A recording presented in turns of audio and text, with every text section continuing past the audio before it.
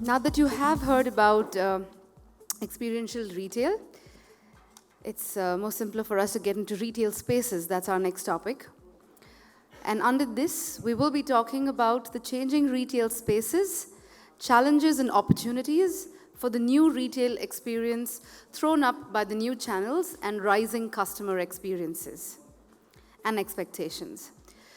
To the panel, I'd like to invite Mr. L. Subhash Chandra, MD Sangeeta Mobiles, Mr. Bipin Gurnani, CEO Prozone Into, Mr. A. Mehboob, Director Highlight Builders, and Mr. Sanjeev Rao, Director Business Development Raymond. And to moderate this session, I'd like to call upon Mr. Rajneesh Mahajan, Executive Director in Orbit.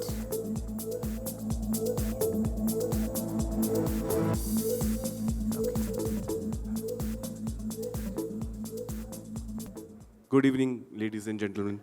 I would like to start with a very interesting comment that I heard from one of the panels in the morning, which Alok happening around, is to go back and to provide customer experience, pre and post.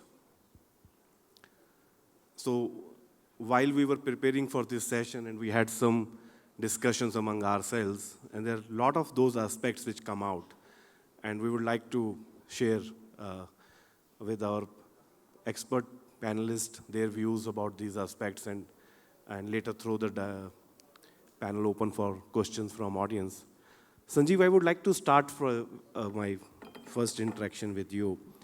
Over last decade, I would say, we have seen a huge improvement or a huge upgradation of the way Raymond store and the Raymond apparel brands, whether it is Park Avenue, Parks, or other new formats that have been launched, that the look and feel, the customer journey, the way the store is presented, is changed a lot. So what is the thought behind it? What is the strategy? What are you doing about it?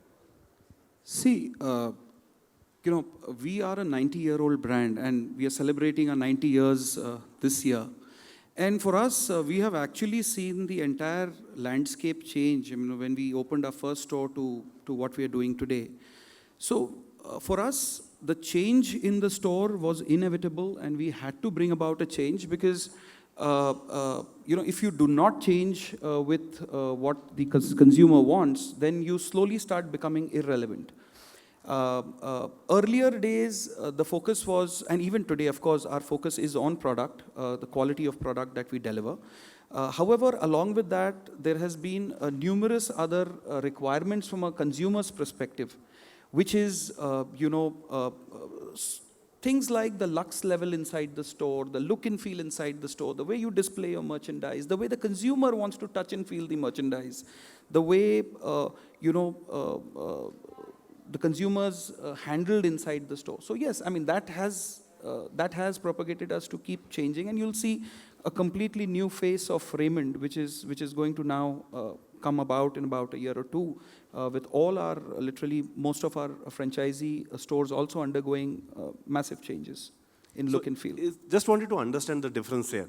Is most of this look and feel experience upgradation is to position brand differently or to upgrade the customer experience? So is this upgradation also brings product upgradation along with it, and you are able to push price point up, or is just that you want to offer the customer experience at par with international level? Well, I would say, we are there in the entire ladder. For us, the ladder is starting with Parks, which is youth.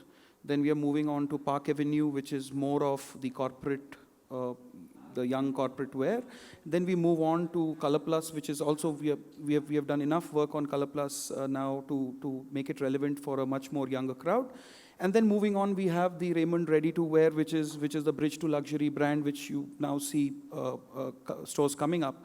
So for us, it's a mix of everything. So it was a mix of bringing in the relevant product. It was bringing in the relevant experience and keeping up to the consumer's experience, because you cannot say that, listen, I have the best product, but I'm going to give it to you in the way I feel is right. No, it doesn't work like that. I mean, you must have seen even Bata changing. You know, earlier in one particular high street, there used to be a Raymond and a Bata. And then the high street used to start. So the idea is, those days are gone. Let's face facts. Today's date, the consumer's requirement is a good product is a hygiene factor.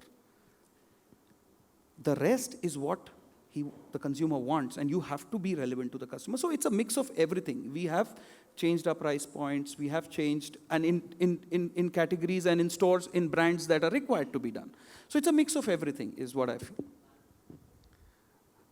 I can understand in the metros that there was a time lag between the technology coming in and the upgradation which happened through offline EBOs and malls. Mehboob, for you in a smaller town, both happened more or less in the same time frame. The exclusive stores came, malls came, and the technology came, which is e-commerce largely to say. When customer is given three choices suddenly, and it's not one step at a time movement, how do you see the differences between consumer behavior in smaller town, where you have your malls, vis-a-vis bigger towns where you would have learned your... One thing at upfront, the experience customer is getting from online and other sources, in a way helping the malls also. Now customers are more familiar with the brands, what they experience the others are getting in the metros. That reaches them fast through this online or other channels. And the tier 2, tier 3 city customers, now they are getting brand experience live with the malls and the brands like what Sanjeev is mentioned. The brands are coming up with very good formats, new formats of stores, which really attractive and people like to visit the store in that way and getting that experience. Why people are moving from high street to mall? Only because of the total experience which malls is giving. They want purchase, they want food, cinema, entertainment, everything together they want. And that is the reason bringing people into the malls. And the tier 2, tier 3 city people now only they are getting that experience to them. Certainly they are enjoying that, and that brings the people to the mall. And of course, the other channels influence. In a way, it's helping the malls also to survive or to get them familiarized the brands. So your experience is that it is complementing. As of now, it's in a complementary way. So is it increasing the market size for you? As in certainly the awareness of the brand consciousness or getting this the discount sale and all. Once they used to purchase some brand material through online discount, then the next level aspiration is they want fresh, they want latest. That they may not be able to get it through online or whatever. Then suddenly, once they used, tasted, they will come to the store. And I don't think it's not, all the channels will survive. And only thing, we may have to, in the long run, we may have to supplement the online experiences also, or we may have to basically the malls is a marketplace, physical marketplace. What these online portals and all giving it's an online marketplace. We can also do that. We can also replicate the online marketplace along with the physical marketplace. We can also collaborate with our tenants. We know each other better. We know our catchment better. We may be able to create a supply chain or which may work better than what the online market place player doing sitting in other city far away from the customer. We may have to mall operators also have to go proactive with the time. If that is the market demands, we will do that. That is the only way to survive, and I think that is the right way to do. It's interesting. You find it complementing. Subhash, for your category, I think it is believed is one of the worst hit category because of online price wars and product being so standard. There are various reasons why we all believe that your category is worsted. Is it true, one? And two, what is that you're doing to retain relevance of the big infrastructure which is created offline or your exclusive stores? And how are you taking the customer experience forward? Yeah. Yes, you are partially right when you say that mobile phone is one of the most affected product category when it comes to online. Because relatively, compared to fashion or compared to some other electronics like a television or a refrigerator, in the case of a mobile, they would have seen it probably with their colleague or a relative or a friend, and it's that much more easier. He has got the model number and then he just goes and buys it online. But having said that, there is a lot that happens beyond, this particular segment of people who have actually seen the product and are okay to buy it online. See, in fact, the other day, for example, yesterday I was in Chennai just to meet my team and, after the aftermath of the Chennai, rains and the bad situation there. And we were generally discussing as to why somebody should buy online. I asked my team, what are the advantages and why should somebody buy online? The first point, obviously, they said price. Then, okay, what's the next point? The next point is convenience. Then what else? There was nothing much beyond those two. Sitting at the comfort of your home or office, you're placing an order. And the most important, the convenience also is not so much because it's not that he wants, he's not able to go and buy it. The most uppermost, even in my own staff's mind, was price. Then I asked them, okay, what is the difference? What is the extent of price difference? They said, sir, 3%. Okay, is that maximum? Take a wild guess. Very rarely, some models, it's about 5%. There could be other models like end-of-life models, what we call it as EOL in our terminology, which are got rid of today for the brands, for the manufacturers.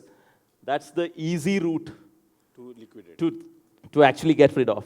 And these online guys are selling all and sundry. So they are not really a master or an expert in a particular product category. Yes, there is a lot of science and all that, but still, they are not as much an expert as we are, because we are a domain expert.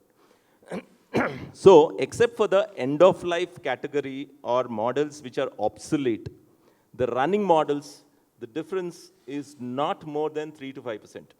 And nowadays, because of the changing situation, we have empowered our store managers also, in case, if need be, we match the price.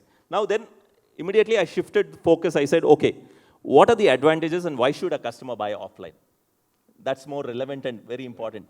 So then they said, okay, sir, first thing is touch and feel. Okay, what next? Next thing is we are able to advise the customer. Depending on the requirement of the customer, we are able to advise. Okay, advice is something which some of the youngsters may not be willing to or happy to take. They may feel that they are smart and intelligent enough not to take somebody's advice. Okay, fine.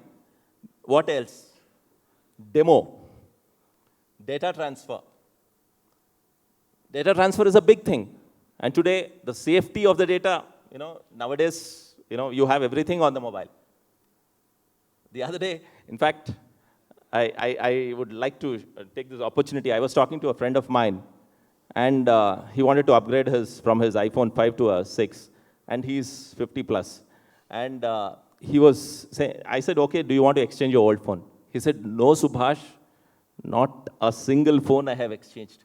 All the phones are in a lock and key. So Data security. So data safety.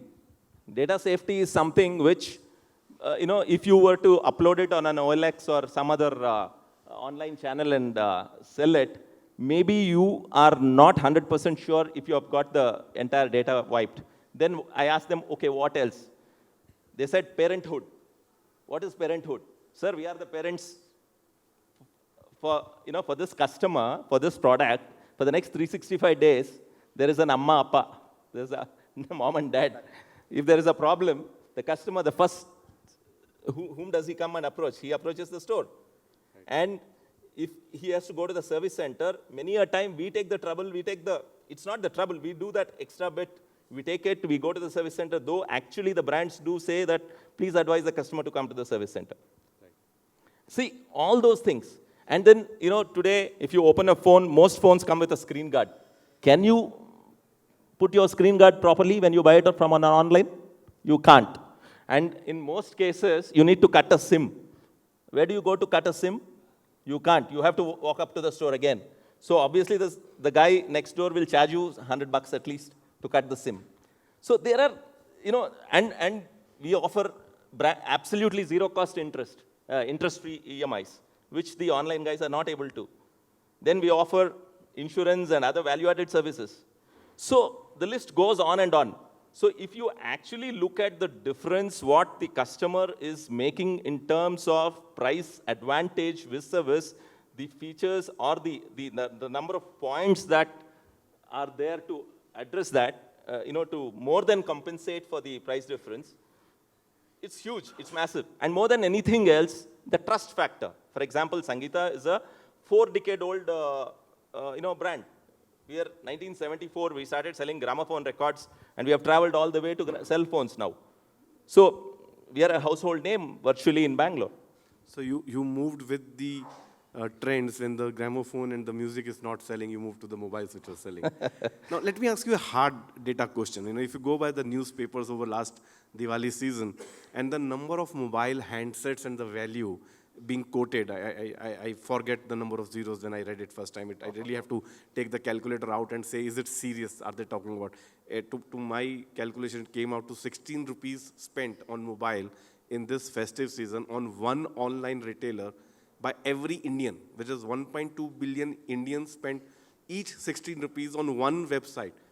If they have sold this much, have you seen a dip in your store? You may choose not to answer, but... No. I will definitely answer. I will certainly answer. Well, see, there is a slight dip over last Diwali. The dip is single digit. And the dip could be on account of another factor also. We chose not to spend as much money as we spent last year. So you said, let e-commerce spend, customer will come to me any which way. Yes. And see, after all, the family also needs to go out. Right.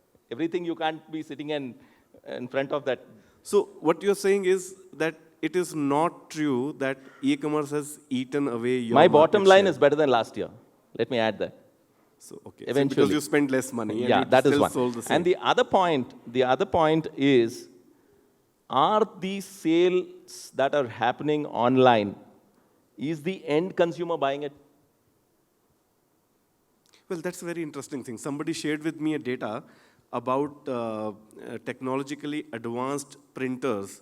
They said when they collaborated the data of the total number of machines sold across country was 40,000, whereas the brand imported to India only 10,000, which means on the e-commerce, one trader was buying from the other trader and going on. So I don't know how relevant or how authentic that data is, but your question is marrying with the statement made by the gentleman.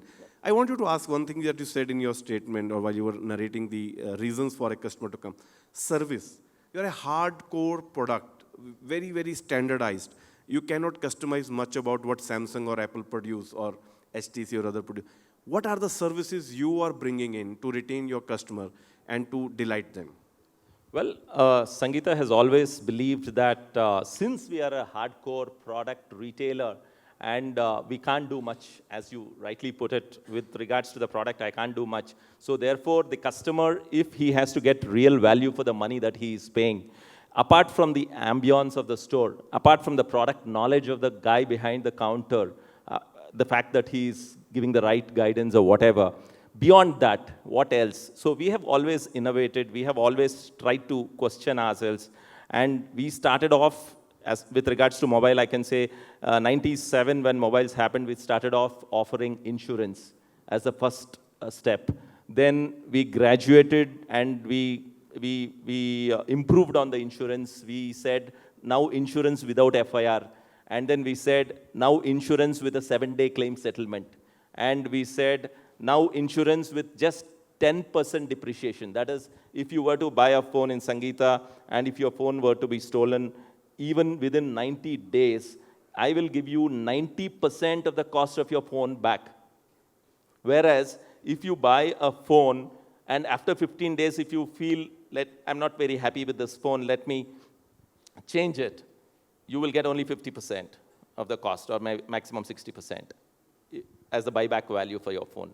So then we started covering liquid damage, physical damage. Then we started, then we said, okay, now we are done with insurance, what else?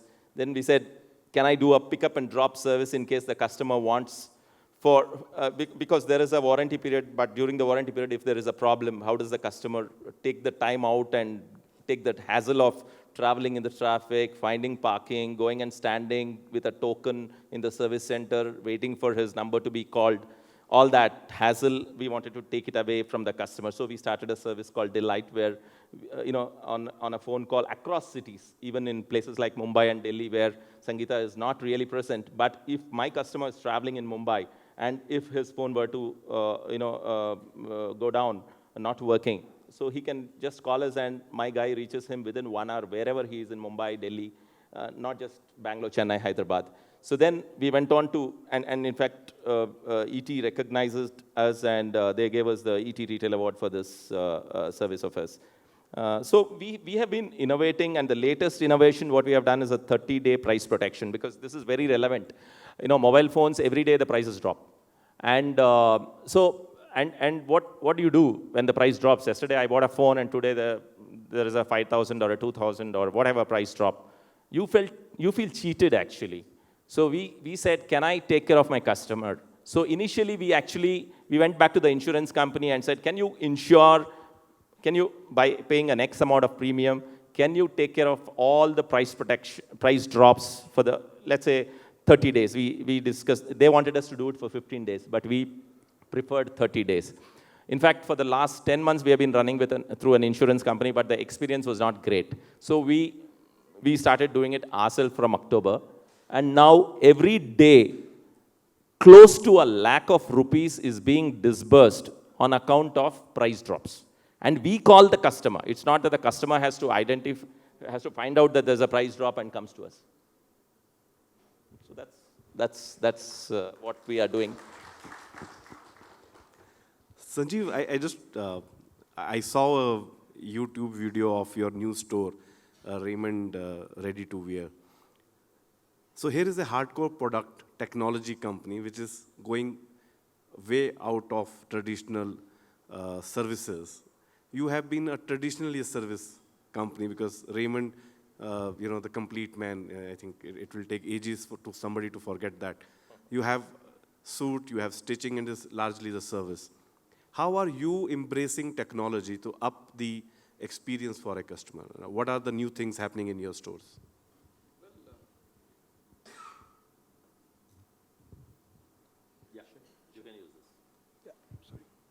Well, yeah. If you look at the new stores that we are opening now for Raymond Ready to Wear, these stores are now equipped with iPads, so you can actually scan the garment, and you get the drop down tells you the size, the color, all of that, and by the time you're selecting it, your entire selection moves into the trial room. So yes, there is an adaptation to technology, and we have the store right here in Indiranagar, 100 Feet Road, which is our flagship store, which we have opened in Bangalore.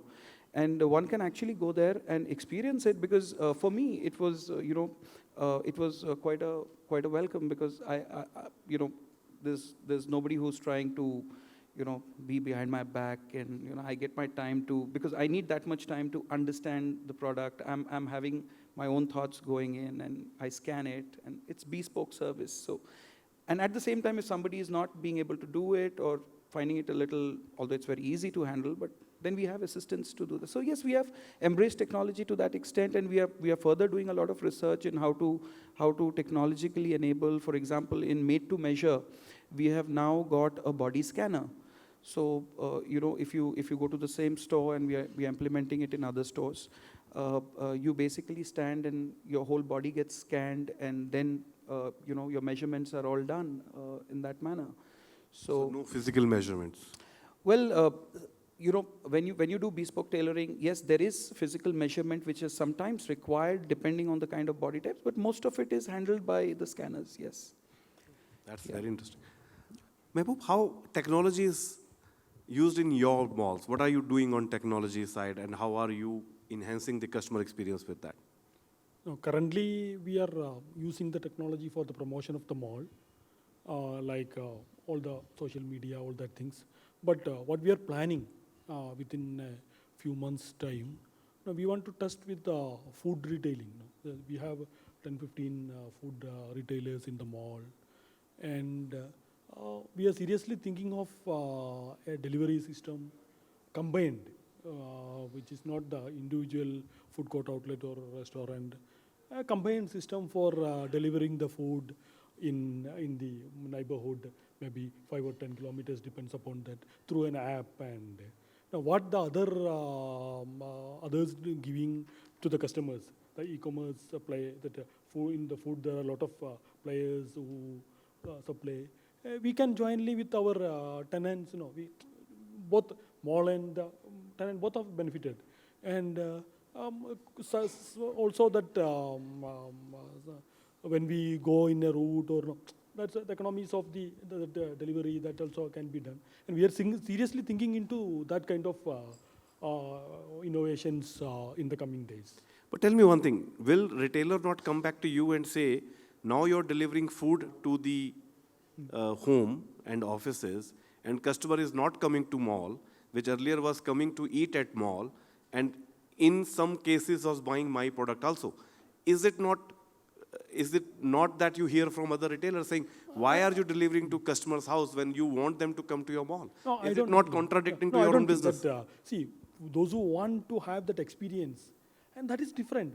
But if we are not doing this, we will lose that opportunity. See, our tenants, or we will have to make them, give them the opportunity to use the opportunity, that all options. And anyway, those who want to come and feel the experience, they will come to the mall.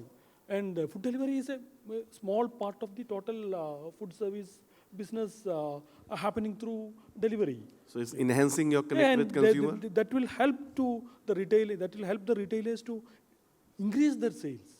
So between the two questions, which one you feel is more happening to you? Are you allowing customer not to come to your mall, or are you servicing customer when he or she had decided not to come mall any which way? So which one is more true to you? No, we want them to come always. There is no doubt. We want all the times they want to come, but it's not practical. They may not be able to come all the time, but we want them to get the food from our outlets, even if they are not able to come. And they have to be loyal with our tenants. So that is the idea. So helping the business to grow. Helping the business. Sanjeev, I just want to come back from this. I think very few people I have seen in industry which has continuously, like Mr. Mehboob is saying, that is complementing. It is no competition between e-commerce or in offline. And as Subhash also said, we dipped a little, but the total consumption of mobile has gone so much that other numbers are also very, very fascinating. So what are you doing on e-commerce? What, as a Raymond, adopting omni-channel strategy? Well, we have some work which is going on that, and we think it's going to complement our stores, because at the end of the day,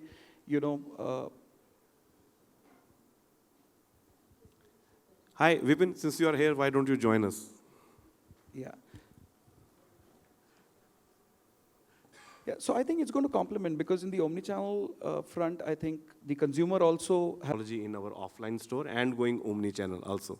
Now, as a mall owner, would you prefer a retailer who has strong omni-channel and is confusing their customer, or you will have a retailer who is hardcore offline and has to get customer to the mall because you want footfalls?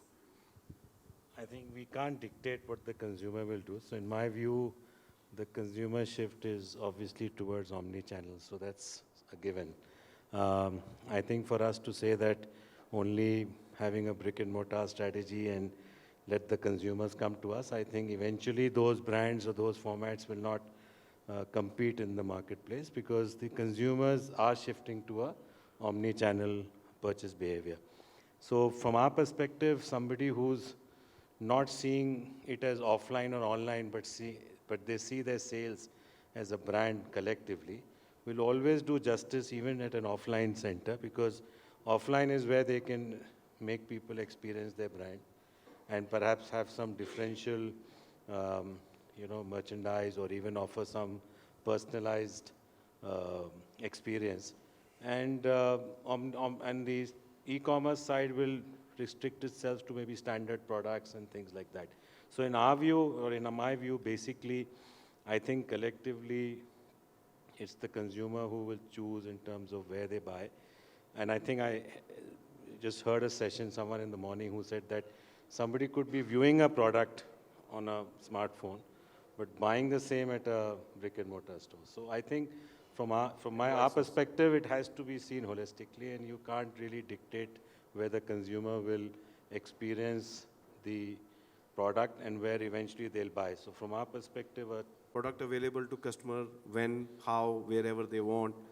What is you doing in malls to get more people in? Because the whole business, like a website or e-commerce, the entire business is about number of people visiting website, clicking and buying and conversions. Similarly for a mall, number of people visiting the mall because all your incomes, rental incomes or the revenue share incomes or the monetization of other incomes, which is signages and kiosks, all come from footfall. So what are you doing to retain that continuity of footfalls into the mall? well, from our perspective as a mall developer, I think all we can do is provide a better experience in terms of leisure, dining, try and get a category mix which is more towards fashion and, which are more experiential formats. Our partners who are from UK Into have started something recently called Digital Fronts. So they've actually started to speak to a lot of brands who have presence both online and offline to create something called Digital Fronts. So if you go and see their shop windows, they have a kiosk thing outside where you can go and quickly, bill and charge and have it delivered. But you can look inside the store and, have a fitting, etc. there. So there's many things which they're also toying with. So from their experience, I can tell you, I think what is really happening is that digitization of the malls in terms of creating digital shop fronts is something which UK is now moving towards.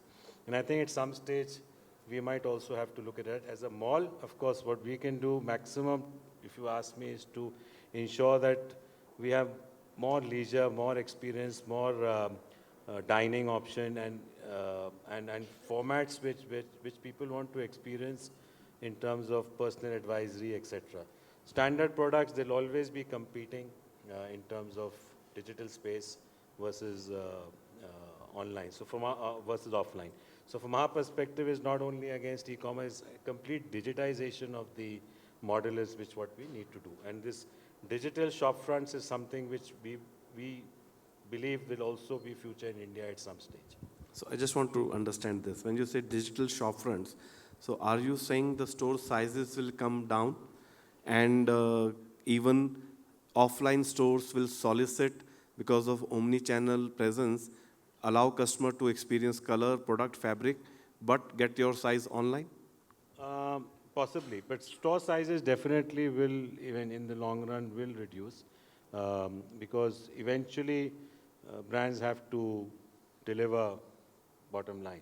And I think when shopping is happening omni-channel, there will be cannibalization across formats, and somewhere down the line, right sizing, product mix right, getting the product mix right, and also getting category mix right in malls will become an important element because at our center also, we found that all the digital stores, which is consumer durable stores, have had a hit in the last couple of years. And what they now are doing is reducing the size. reducing inventory, but at the same time, creating an opportunity for customers who actually want to come and, be explained the whole product, demonstration, all that is still happening from there. Digital upfronts will help because whilst they're in the store, they can do their shopping within the store itself. So the sales actually get out of that store, delivery can happen from that store, pickup can happen from that store. So I think that's where the whole model of omni-channel will move towards. So will developers be making experiential malls, or We'll have no choice but to eventually lead, create spaces within the center which will have experience as well, yes. another thing that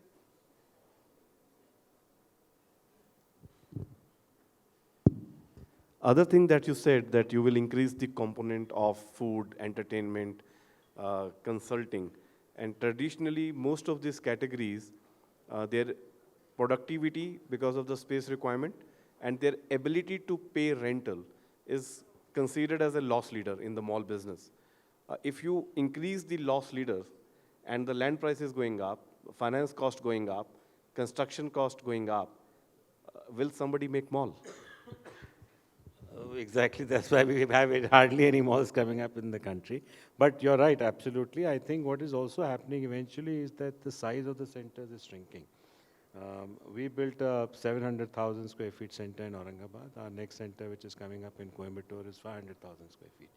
And rightly so, out of that, earlier, our area which was occupied by leisure entertainment category was about 20%.